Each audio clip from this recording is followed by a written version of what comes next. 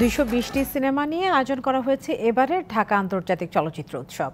শনিবার বিকেলে বর্ণাঢ্য আয়োজনে পর্দা উঠল উৎসবের। জাতীয় জাদুঘরে উৎসবের উদ্বোধন করেন তথ্য উপদেষ্টা নাহিদ ইসলাম। শুরু হলো ঢাকা আন্তর্জাতিক চলচ্চিত্র উৎসবের ৩৩তম আসর।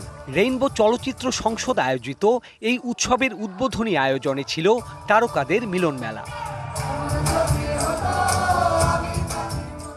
উদ্বোধনী চলচ্চিত্র হিসেবে প্রদর্শিত হয় চৈনিক চিত্র পরিচালক চিউ ঝ্যাং পরিচালিত সিনেমা মুনম্যান। বর্ণাঢ্য এই আয়োজনে থাকছে এশিয়ান প্রতিযোগিতা বিভাগ, রেট্রোস্পেকটিভ বিভাগ, Bangladesh panorama, wide angle, cinema of the world, children's film, spiritual films, short and independent films এবং উইমেন ফিল্ম সেকশন। প্রদর্শিত হবে বাংলাদেশ সহ ৭৫টি দেশের ২২০টি চলচ্চিত্র। আমরা চেয়েছিলাম ঢাকায় একটি আন্তর্জাতিক মানের চলচ্চিত্র উৎসব শুরু করতে।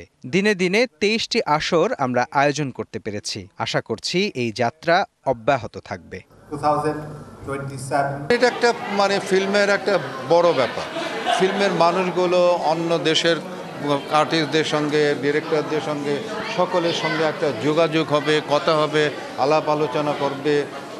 এই যে একটা কমিউনিকেশন একটা হবে, সেটাই তো অলগে ফেস্টিভ্যাল।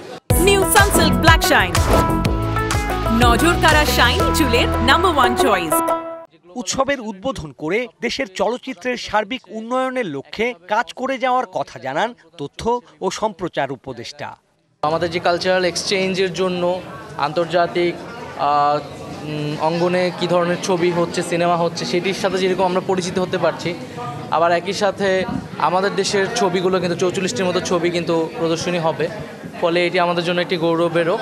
উৎসব উপলক্ষে জাতীয় জাদুঘর, আলিয়স ফ্রসেস, শিল্পকলা একাডেমি, নর্থ সাউথ ও গ্রিন ইউনিভার্সিটি মিলনায়তনে সিনেমা উপভোগ করতে পারবেন চলচ্চিত্র প্রেমীরা।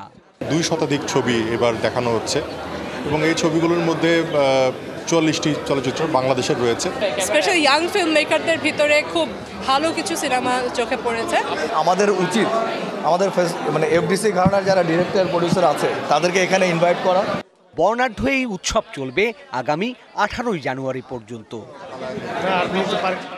Sourav Appa, DBC news, Dhaka.